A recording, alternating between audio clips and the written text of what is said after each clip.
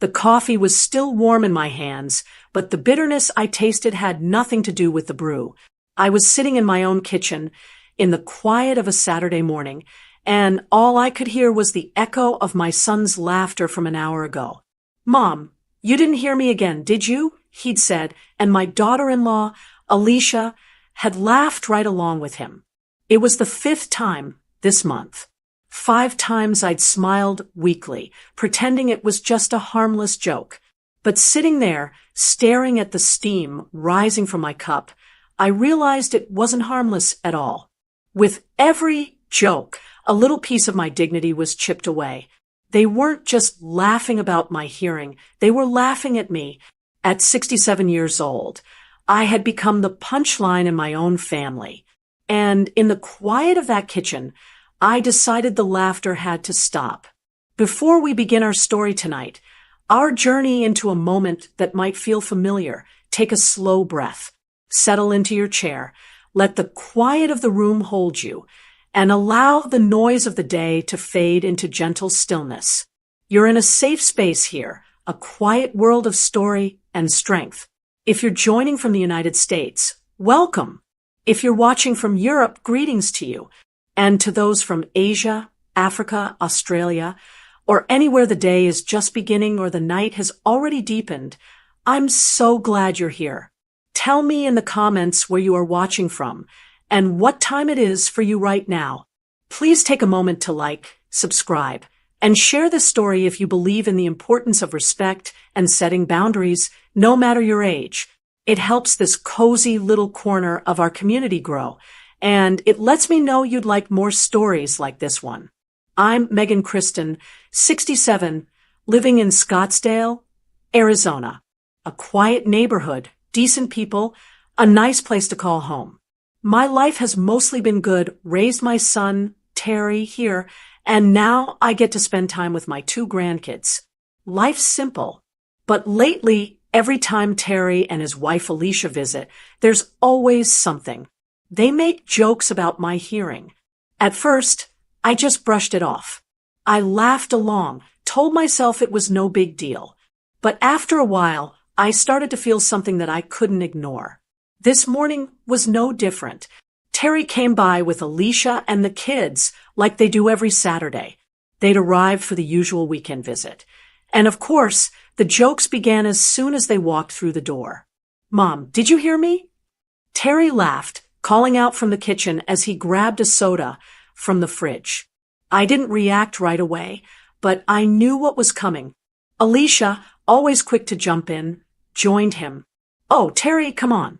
We all know Mom's hearing's a little, off." I smiled weakly, because that's what I was expected to do. But something about it today hit different. Terry grinned, as if it was just another playful exchange between us. But in my chest, something was twisting, and I didn't feel like laughing this time.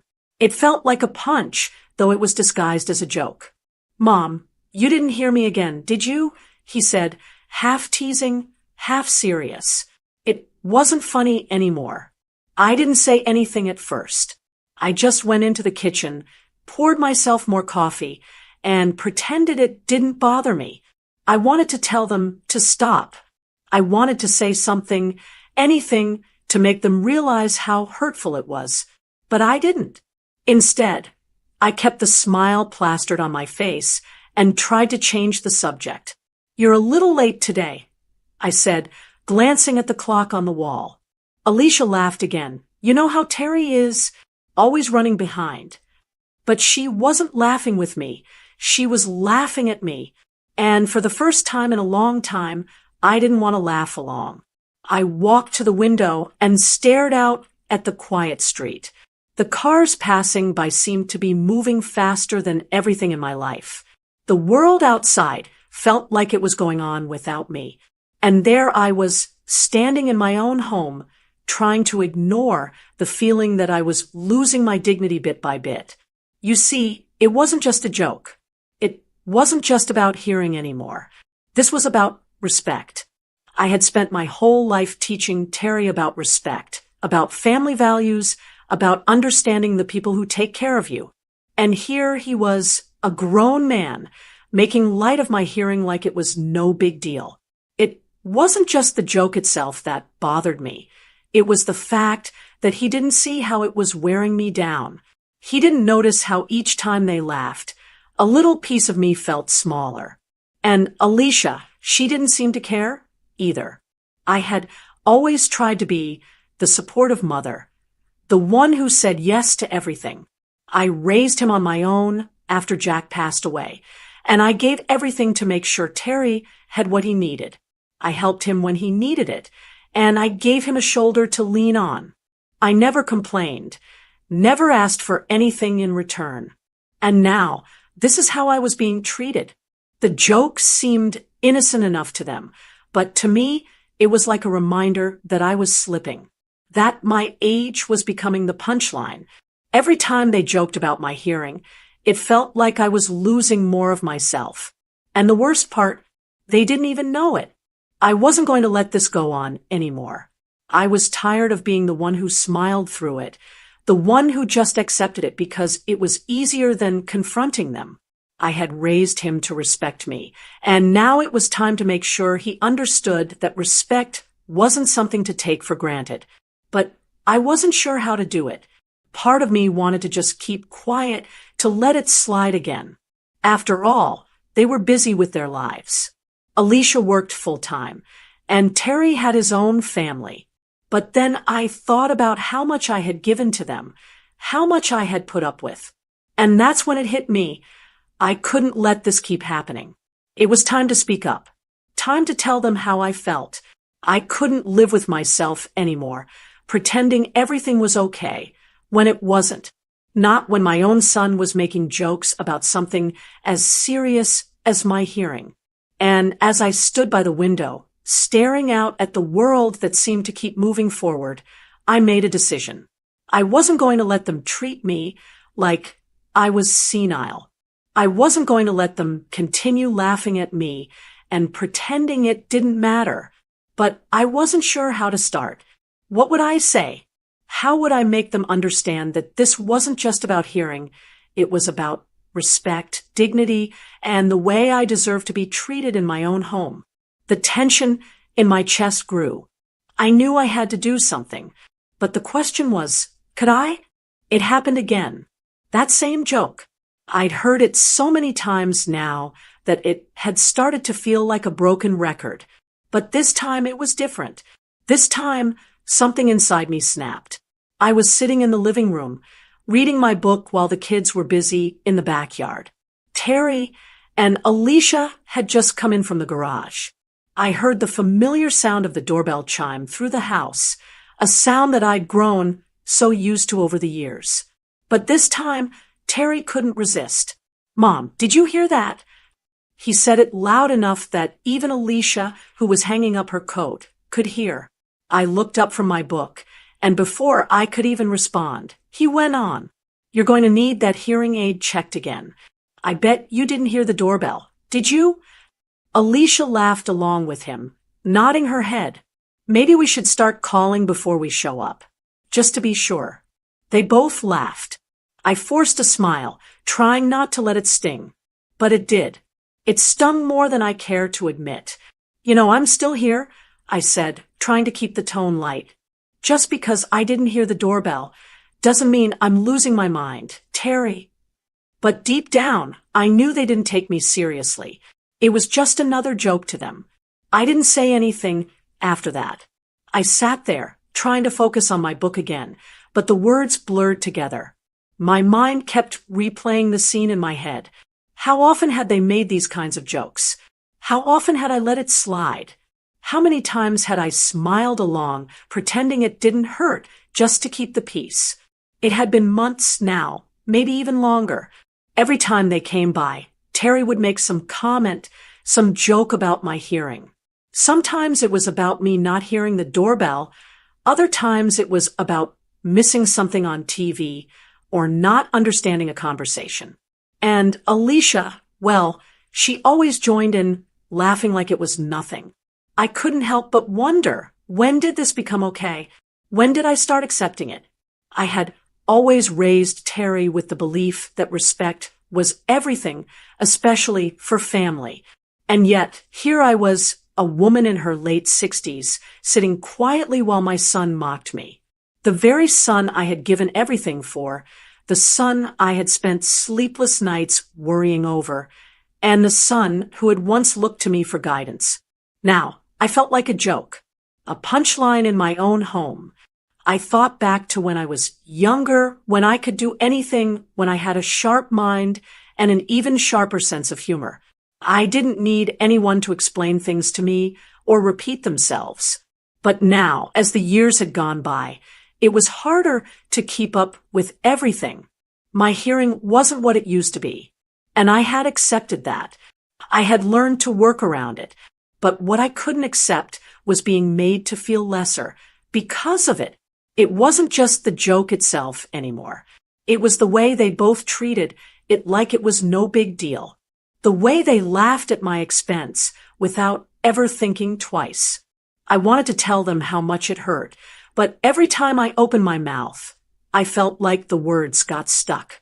Was I really going to let them think it was okay to laugh at me?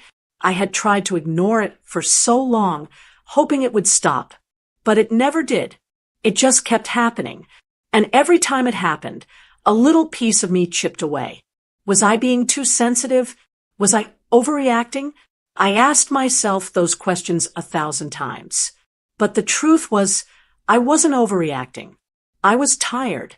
Tired of pretending it didn't bother me, tired of letting them think they could get away with it. This was becoming a pattern, and I realized it wasn't just about hearing anymore. It was about something bigger. They were treating me like I didn't matter. They were ignoring my boundaries, my dignity, and my worth. And the worst part was, because I never spoke up, they didn't even know it. I was still trying to figure out how to handle it.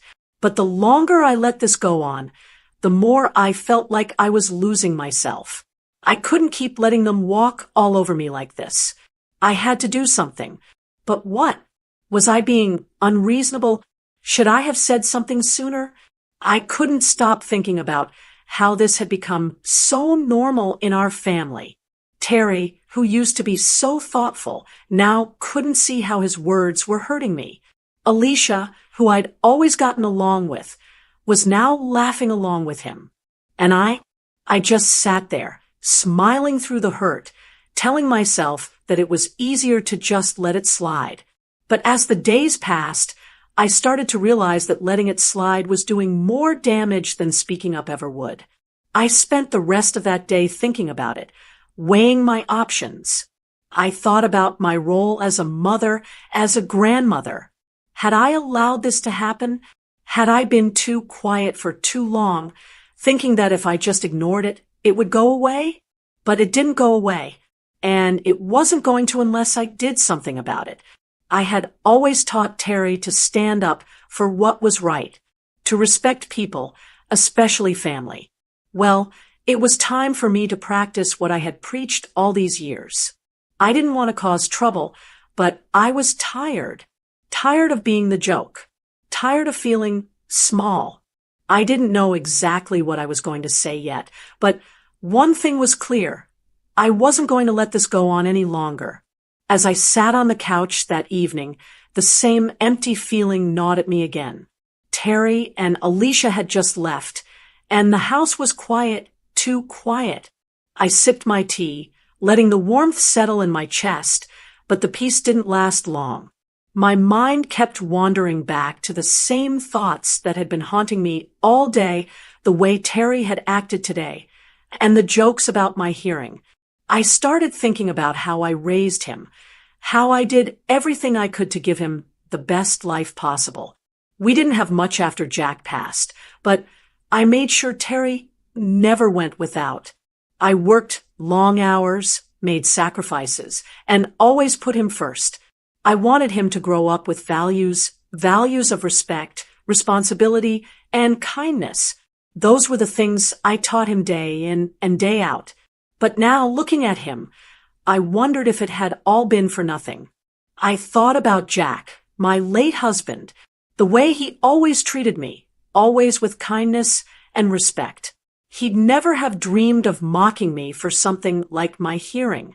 When we were younger, I remember how we'd laugh together about life's little moments, but it was never at each other's expense.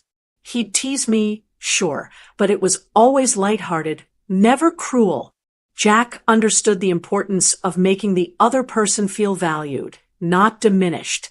I could count on him to be my partner in every sense of the word. But things were different now. Terry wasn't like Jack. Over the years, it felt like something had shifted. The jokes about my hearing were just the tip of the iceberg.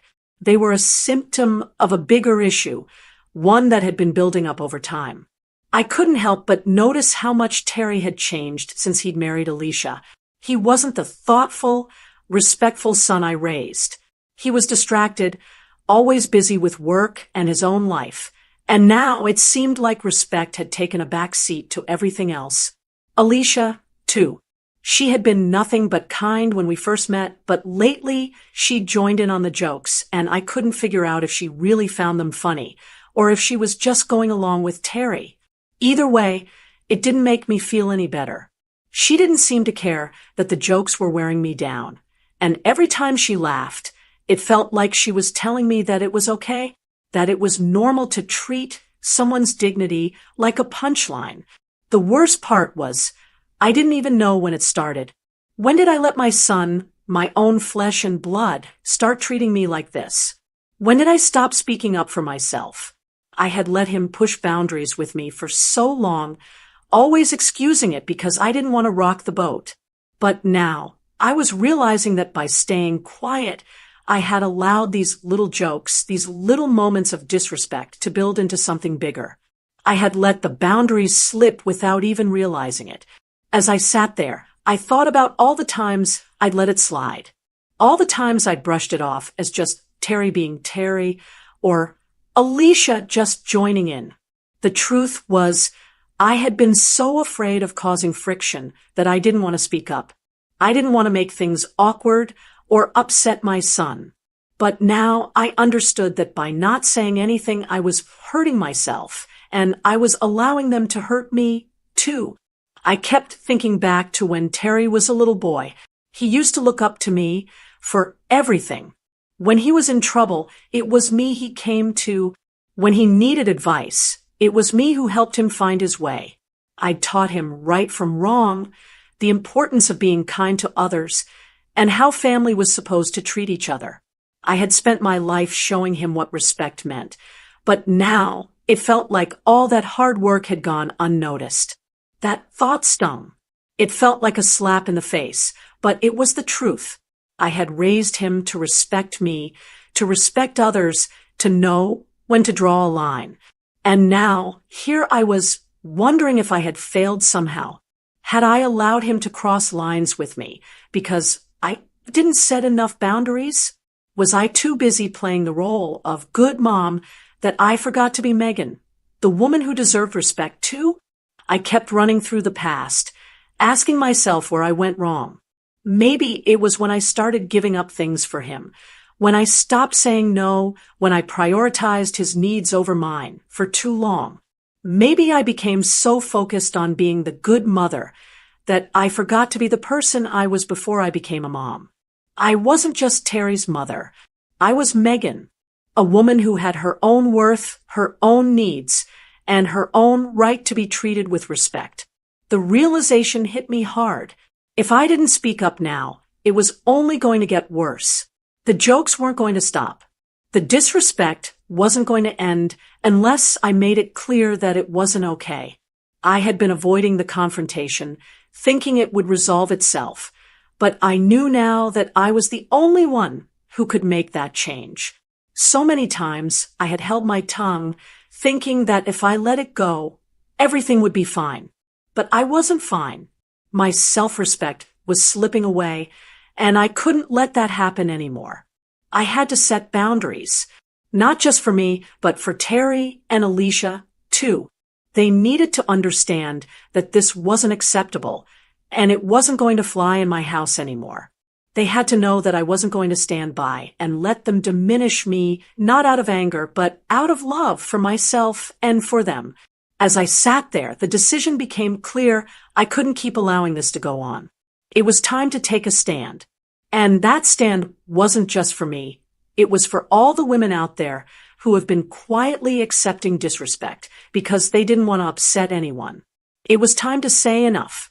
The thing about boundaries is they don't just protect us, they teach others how to treat us. And if I didn't start teaching Terry and Alicia that my time, my dignity, and my worth were non-negotiable, I couldn't expect them to change. I didn't know how I was going to do it yet, or what I was going to say, but I knew it had to be done. I was tired of being treated like I didn't matter. I was tired of laughing it off and pretending it didn't hurt. And for the first time in a long time, I felt the stirrings of strength deep within me. It wasn't too late to stand up. And I was going to start right now. It all came to a head that Saturday afternoon. And for the first time in a long time, I wasn't going to let it slide. I had been walking on eggshells for months, trying to keep the peace, trying to be the good mom and good grandmother. But after yet another joke about my hearing, something inside me snapped. I had invited Terry and Alicia over for lunch, as I usually did on the weekends. The kids were in the backyard, and Terry and Alicia were sitting across from me at the table, enjoying the meal I'd prepared. Everything seemed normal, too normal, until it happened. A simple comment. "Mom, you didn't hear that, did you?" Terry asked, a grin on his face. "I swear, we might need to get you a louder doorbell." It wasn't the first time he'd said something like that. I'd heard it countless times before. But this time, it felt different. This time, I wasn't going to pretend it didn't bother me. This time, I was done. I put my fork down and looked him in the eye. Alicia looked at me, her smile fading, sensing the shift in the room. "Terry," I said, my voice steady but firm, "that joke isn't funny anymore. It's hurtful. And it's not okay." Terry blinked, then let out a soft chuckle, clearly surprised by my response. "Come on, Mom. We're just messing with you." But I wasn't laughing. "No," I said, feeling my heart beat a little faster. "You're not just messing with me. You're making me feel like I don't matter. You're treating me like I'm invisible, like my hearing issue is some sort of joke." The silence in the room was heavy. Alicia shifted in her seat, clearly uncomfortable. Terry opened his mouth to say something, but no words came out. He clearly wasn't expecting this. I took a deep breath, my hands gripping the edge of the table. "I'm done with the jokes, Terry, and I'm done letting you think that I'm okay with it. I'm not." Alicia opened her mouth to speak, but I held up a hand. "And I'm not just going to sit here and keep pretending everything's fine either. I've been quiet for too long. I've let this go on for months, and it's not right. It's hurting me." I paused, the weight of what I was about to say sinking in. This wasn't easy. This was big. I'd been helping with the kids' college fund. I said, watching Terry's face change, "But that's stopping now. We can discuss resuming it when you can prove that you've heard me, when you show me that you respect me, not just as your mother, but as a person." The room fell completely still. Terry's face flushed a deep red. He opened his mouth again, but nothing came out. Alicia's eyes widened, and she looked between the two of us, clearly caught off guard. "You're not serious," Terry finally said, his voice a little shaky. "Mom, that's a big move. You're talking about the kids' future here." "I know what I'm talking about," I said, my voice quiet but unwavering. "I've helped you and Alicia for a long time, but I'm not going to keep supporting something that treats me like a joke. You can't keep making light of my hearing or my worth." Terry looked down at his plate, his fingers drumming on the edge. Alicia remained silent, staring at the table, clearly unsure how to react. I felt a sharp pang of guilt. Maybe I'd gone too far. Maybe I'd overreacted. The guilt washed over me, but I shook it off. I couldn't let the fear of their disappointment hold me back anymore. This wasn't just about money. This was about my dignity, about my right to be treated with respect. The silence stretched on for what felt like an eternity. Finally, Terry looked up, his expression softened, but there was still a defensive edge to his voice.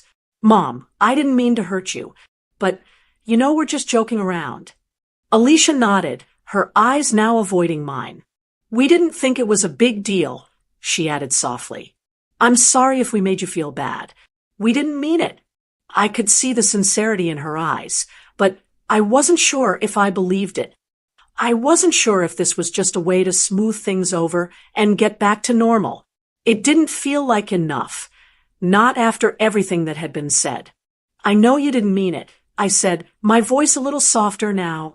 But intent doesn't always match impact. You've been making these jokes for so long, and it's not just about hearing. It's about respect. It's about how you see me, how you treat me. I'm still here, Terry. I'm still your mother. The words hung in the air, and for a brief moment, it felt like the weight of everything, years of quiet sacrifice, years of giving without asking for anything in return, had settled between us. Terry looked at Alicia, his face still flushed, and then he sighed. I get it, Mom. I'm sorry. You're right.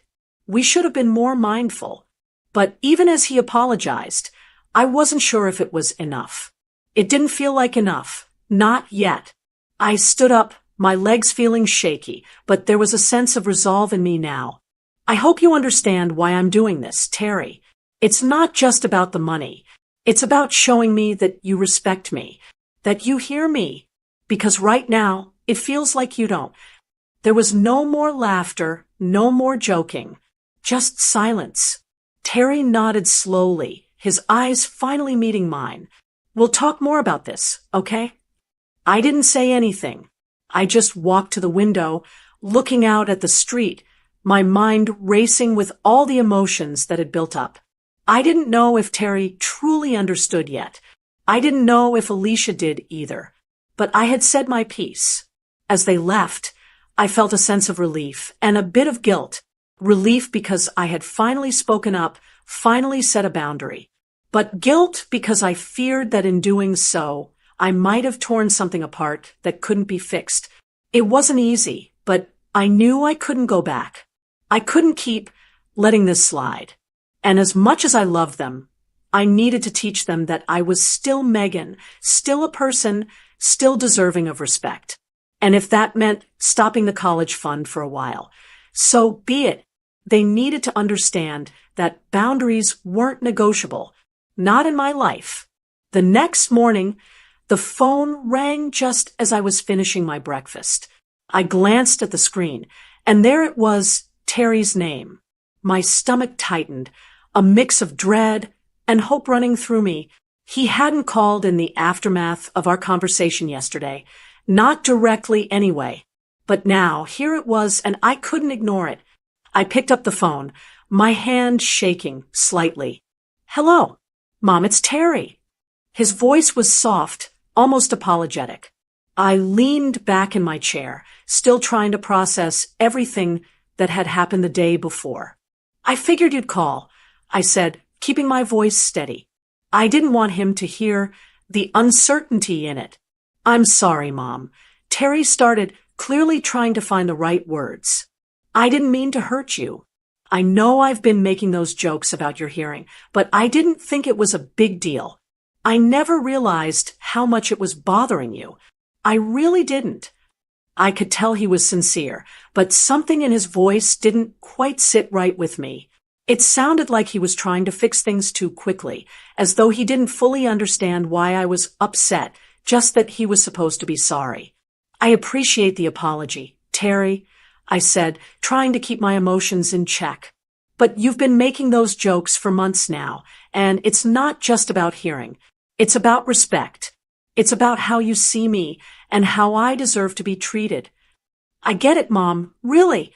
I do, he replied, his voice quieter now. But I never meant for it to hurt you. You're my mom. I love you. I guess I just got used to making light of things. I didn't respond right away. I wasn't sure what to say. Was this genuine? Or was it just a reflexive apology because he knew he had messed up?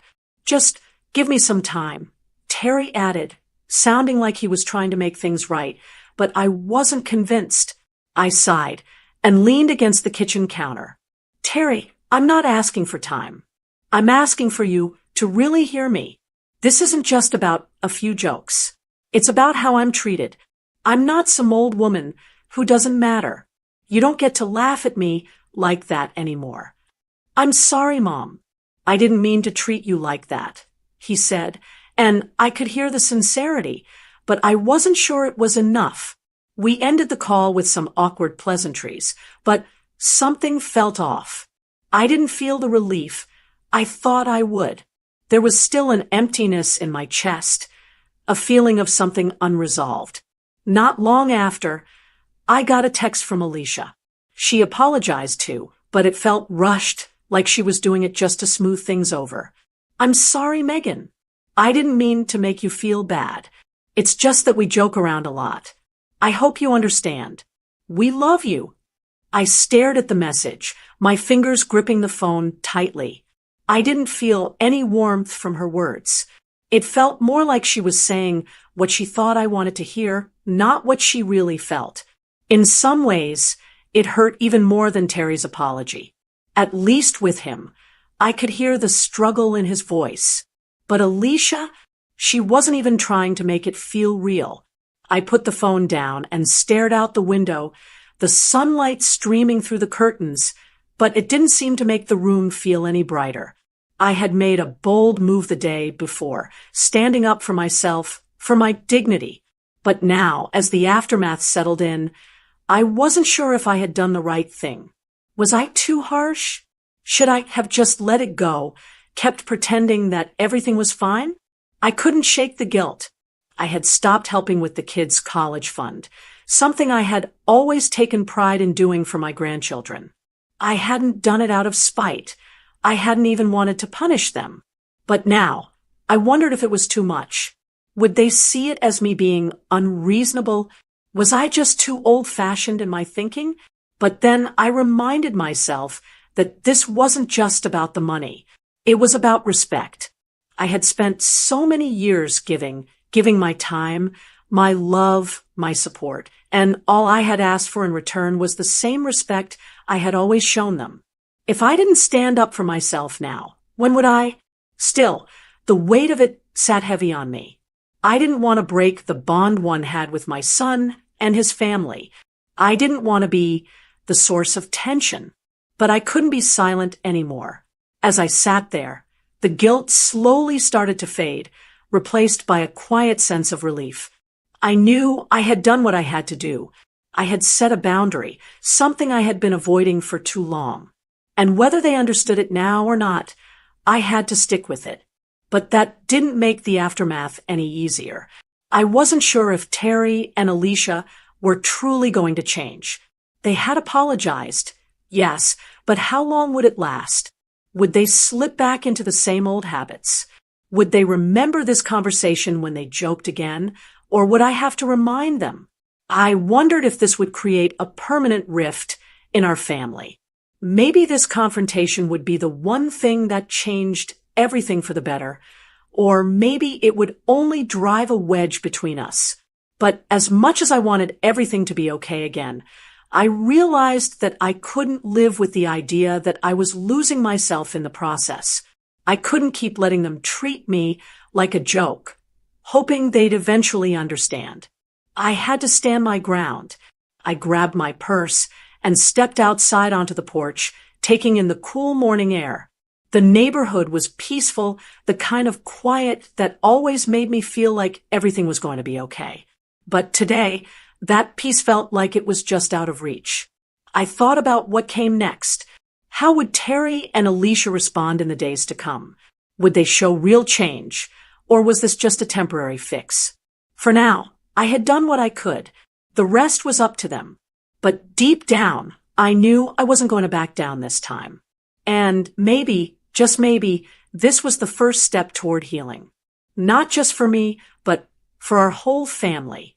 A few days after that tense conversation, I found myself sitting in the living room, trying to keep my mind busy with anything other than what had happened.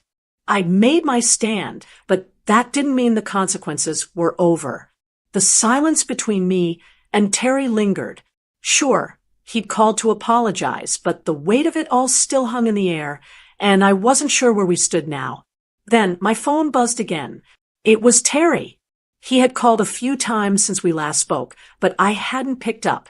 I wasn't ready yet, but today I felt a bit more settled, so I answered. "Hey, Mom," he said, his voice hesitant. "I've been thinking a lot about what you said, and I just want to apologize again. I didn't realize how much my jokes were affecting you. Honestly, I feel awful about it now." I didn't know what to say right away. I had heard the apology before, but something about the tone in his voice made it feel different this time. It wasn't just the usual sorry because it was expected. It was like he really got it. "Terry," I started, "I know you didn't mean to hurt me, but you have to understand, it's not just about the jokes. It's about how you and Alicia treat me. I've let this slide for too long, but it doesn't change the fact that I deserve respect." "I understand now, Mom. I really do," he said, his voice softening. "I never thought about how it might make you feel. It's just, you're always so strong, and I guess I got used to thinking you were fine with everything. But I see now that I was wrong." I let out a breath, feeling a weight lift off my shoulders. I wasn't expecting a miracle or an instant fix, but hearing that from him was a start. A real one. "You know, Terry, I've spent a long time trying to make sure you and Alicia have what you need. I've given so much of my time, my love, and sometimes I've lost sight of myself in the process. I had to speak up because if I didn't, I was going to lose me." He paused for a moment. "I get it, and I'm sorry for not realizing it sooner. I promise I'll do better. You deserve better." That was it. The conversation wasn't perfect, but it felt like we were finally starting to understand each other again. I could hear the sincerity in his voice, and I believed him. But as I hung up, a familiar feeling washed over me. Relief, yes, but also uncertainty. Was this going to last? Was Terry really going to change his behavior? Or was this just another apology to smooth things over? I had been in this position before, and I didn't want to set myself up for disappointment again. I spent the next few days thinking about it. The reality of setting boundaries was slowly sinking in. Standing up for myself wasn't a one-time thing. It wasn't about making one big statement and hoping everything would fall into place. No, standing up for myself was about continuing to assert my needs. I had to keep showing up, even when it felt uncomfortable, even when it felt like maybe they were just saying what they thought I wanted to hear. Setting boundaries was like learning to walk again after a long time of standing still. At first, it felt wobbly, like I might fall, but little by little, I was getting used to it. And then something shifted. In the weeks that followed, I started noticing changes in how Terry and Alicia treated me. It wasn't huge, dramatic gestures, but the small things made all the difference. For one, the jokes about my hearing stopped. There was no more laughing when Terry repeated something for the third time, or Alicia nudging him, making comments like, "You know, she's not going to hear you, right?" They didn't treat me like I was fragile or some kind of joke anymore, and that felt like a weight lifting off my shoulders. But it wasn't just the jokes. It was how they started showing more care in other ways too. When Terry came by one evening, he didn't just drop off the kids and leave. He sat down with me, asked how I was doing, and talked with me about things that weren't just about the kids or their schedules. For the first time in a long time, he treated me like a person, not just a caretaker. Alicia also started making an effort. She apologized again. This time, it felt more genuine, and we talked about everything that had happened. She didn't brush it off or make excuses. She acknowledged my feelings, and that meant something. It wasn't perfect, but it was real. The most surprising part, they started involving me more in their lives, not just when they needed something. Terry called me for advice on things I hadn't been asked about in years. Alicia asked me to help with a family project she was working on. In some ways, I felt like I was being seen again, not just as mom or grandma who was expected to be there whenever they needed her, but as Megan, a person with her own life and her own worth. But there was still a part of me that wasn't sure. I didn't want to get my hopes up. I had been here before, making small changes, hoping for the best, only to have things slip back to the way they were. I couldn't help but feel conflicted. Was this change real? Was it sustainable? Could Terry and Alicia keep it up? Or would they fall back into old patterns? I could feel myself pulling back a little, hesitant to fully trust that things had really changed. But deep down, I wanted to believe that they had learned something, that they understood that respect, true respect, was more than just saying the right words. It was about action. Over the next few weeks, things between us felt less strained. We didn't have to walk on eggshells anymore. When Terry and Alicia came over, I no longer felt the sting of silence when they entered the room or the tension when Terry made his usual comments. They didn't need to apologize for every little thing anymore. Instead, we were building a new dynamic, one that didn't rely on me quietly accepting things just to keep the peace. I could see the changes, and that gave me hope. It wasn't perfect, and it didn't erase all the hurt from the past. But it was a start, a new chapter, and that was something worth holding on to. It wasn't an overnight change, but little by little, I began to notice the difference. After that conversation, Terry and Alicia started showing more thoughtfulness in their interactions with me. The jokes about my hearing stopped completely, and instead of making me the butt of their humor, they started including me in family conversations in a way that felt more genuine. They were no longer treating me like the old woman in the room. It was subtle at first, but it was there. One afternoon, Terry called to check in on me. He didn't ask for anything or make a joke. He just wanted to know how I was doing. He asked about my health, about what I had been up to, and how the house was holding up. It wasn't some rushed passing comment. It was a real conversation. "You doing okay, Mom?" he asked, sounding genuinely concerned. "I'm doing fine," I replied, surprised by how much his words meant. "Just taking it easy today. Catching up on my reading." He paused for a second before speaking again. "Good. I just wanted to say, again, I'm sorry for how I treated you. I think I've been missing the point for a while." I could hear the sincerity in his voice, and it made a difference. It wasn't about the apology anymore. It was about the action that followed. He wasn't just saying the right things. He was actually thinking about what he had done. Alicia was quieter about it, but I noticed her efforts too. She started asking me for advice again.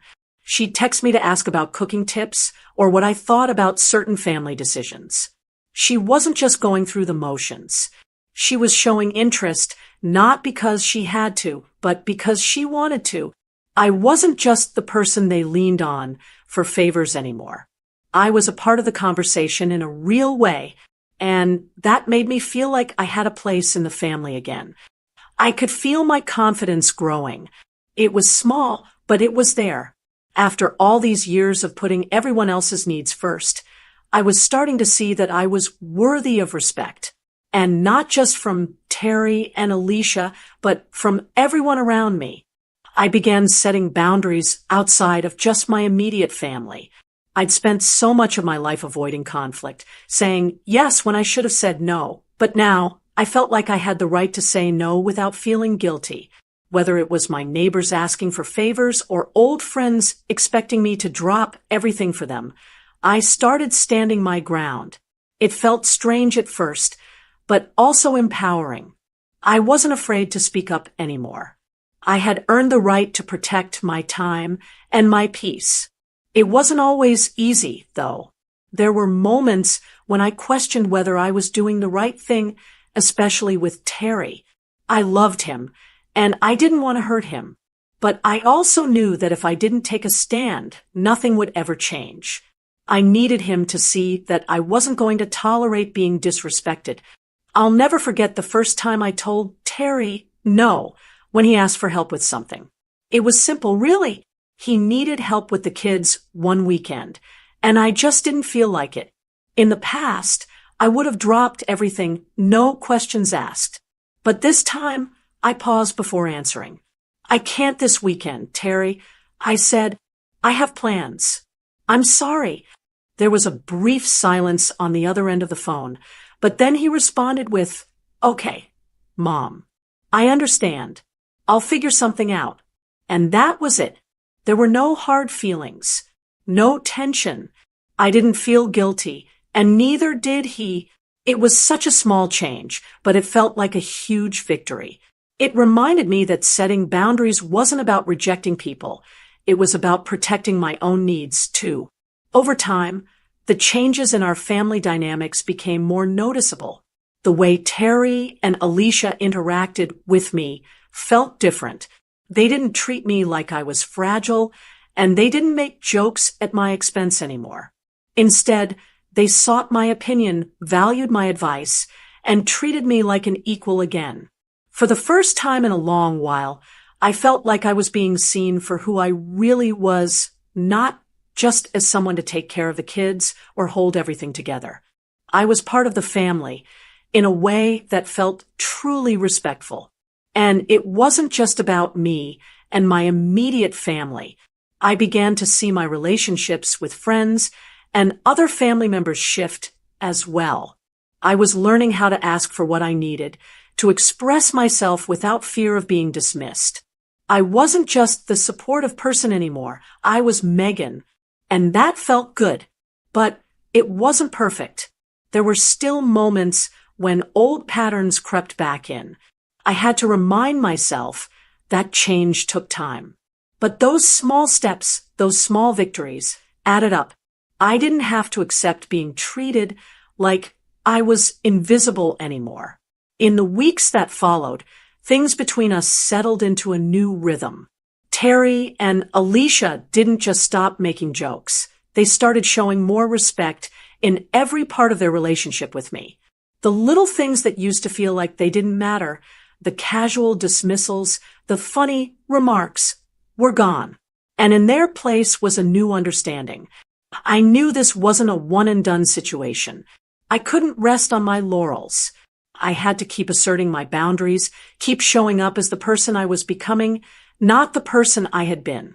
But I was ready, and I could see that Terry and Alicia were ready too. They were making more of an effort. And it felt like we were starting to rebuild the relationship we'd once had. Only this time, there was a renewed sense of mutual respect that hadn't been there before. I had started out so uncertain, not knowing if my decision to stand up for myself would really make a difference. But now, looking at the changes, I knew that the shift was real, and it was only going to get better from here. I had taken a stand, and it wasn't just for me, it was for my family. It was for all of us. And maybe, just maybe, this was the start of a new chapter in our lives. As I sit here now, reflecting on everything that's happened, I feel a sense of peace that I never thought I would. It's been a journey, a difficult one, but also a transformative one. Looking back at the way things used to be, I can't help but think about how far I've come. I remember the frustration, the anger, the constant feeling that I was being treated like I didn't matter. When Terry and Alicia would joke about my hearing, I used to laugh along, thinking it was just part of being family. But deep down, it hurt. It wore me down. The longer I kept silent, the more I felt like I was losing myself. And I knew something had to change. The day I decided to speak up wasn't easy. I was scared of what it might do to my relationship with Terry, scared that speaking my truth would make everything worse. But I knew that I couldn't keep living like that, pretending everything was fine when it wasn't. So, I found the courage to set a boundary. I stood up for myself, even when it felt uncomfortable, and told Terry and Alicia that their jokes weren't acceptable. At first, it felt like a huge risk, but now, I see that it was the best thing I could have done. The respect I've gotten in return from Terry and Alicia, the way they've been more thoughtful in how they treat me, it's been a relief. I didn't know how much I needed that until I started getting it. The funny thing is, it's not about the jokes anymore. It's about how we treat each other, how we make space for one another's feelings and needs. I've learned something important in this process. Standing up for yourself isn't about being harsh or demanding. It's about knowing your worth and letting others know it too. Setting boundaries isn't just for keeping people at a distance. It's for creating the space you need to feel respected. And when you do that, you not only change how others treat you, you also change how you treat yourself. I feel proud of the woman I've become in this process. I've learned that it's okay to say no. It's okay to prioritize my own well-being, even if it means upsetting the status quo. In fact, it's necessary. For the first time in a long while, I don't feel invisible anymore. I feel like I'm standing in my own power, unapologetically. But I also know this journey isn't over. There will be moments when I'll still need to remind myself that my boundaries are valid, and there may be times when I'll need to speak up again. But now, I'm ready for it. I'm ready to continue showing up for myself the way I've always shown up for others. This experience has changed me, and I know it can change others too. I'm sure many of you have had similar experiences. Have you ever been in a situation where you felt like you were being treated unfairly, but you didn't know how to stand up for yourself? Maybe it was with family, maybe with friends, or even at work. The truth is, we all go through moments where we're expected to just go along, to keep the peace, to smile, and let things slide. But what I've learned through all of this is that it's never too late to speak up. It's never too late to set boundaries. So, I want to hear from you. Have you ever had to stand up for yourself in a way that changed your family dynamic? How did it feel to finally take control of your own life? I know this isn't always easy. It can feel scary to confront the people you love, to challenge old patterns. But I hope my story helps you see that it's possible. It's possible to reclaim your voice, your dignity, and your peace of mind. If you're feeling inspired by this story, I'd love for you to share your own thoughts in the comments below. Tell me about your experiences, your struggles, and your triumphs. It's never too late to start standing up for yourself and making the changes you need in your life. And if you found this story helpful or empowering, please don't forget to like, share, and comment. I'd love to hear your feedback, and your support means the world to me.